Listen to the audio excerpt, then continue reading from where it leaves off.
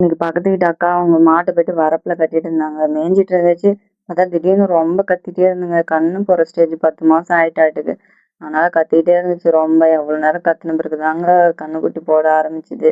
நம்ம கத்திட்டே இருந்துச்சு. பாதிதான் கண்ணுக்குட்டி இருந்துச்சு. அது ரொம்ப கஷ்டப்பட்டுட்டே இருந்துச்சுங்க. அப்புறம் எங்க அத்தையும் இழுத்து இழுத்து பார்த்தாங்க. அப்புறம் அவங்களால இழுக்க முடியல. அப்புறம் எங்க மாமனார் வந்து லைட்டா அப்படி கையை பிடிச்சி இழுத்தாங்க. அப்புறம் கண்ணுக்குட்டியும் நல்லா வெளில வந்துருச்சுங்க.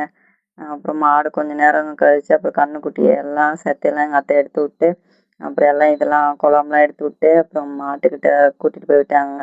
அப்புறம் மாடு எல்லாம் செத்தையெல்லாம் நக்கிட்டு அப்புறம் இப்போ வந்தாங்க பால் குடிக்காது. பாலே குடிக்க தெரியலங்க. பிடிச்சி பிடிச்சி விட்டுட்டு இருந்தாங்க. தேடிட்டே இருந்துச்சு. அப்புறம் கையால் பிடிச்சி பிடிச்சி கொடுத்தாங்க. அப்புறம் ஒரு வழியா கண்ணுக்குட்டியும் மாட்டுக்கிட்ட பால் குடிச்சுதுங்க. கெடியரி கண்ணு தாங்க போட்டு இருந்துச்சு. தாயும் செய்யும் நலங்க இப்ப நான் நல்லா இருக்கு. கண்ணுக்குட்டியும் கொஞ்சம் நல்லா ஏஞ்சி நிக்குது இப்ப. நல்லாவே விளையாண்டுட்டு இருந்துச்சுங்க. இந்த கண்ணுக்குட்டி போறதுக்குள்ள பாவம் மாடுதான் ரொம்ப கஷ்டப்பட்டுருச்சு.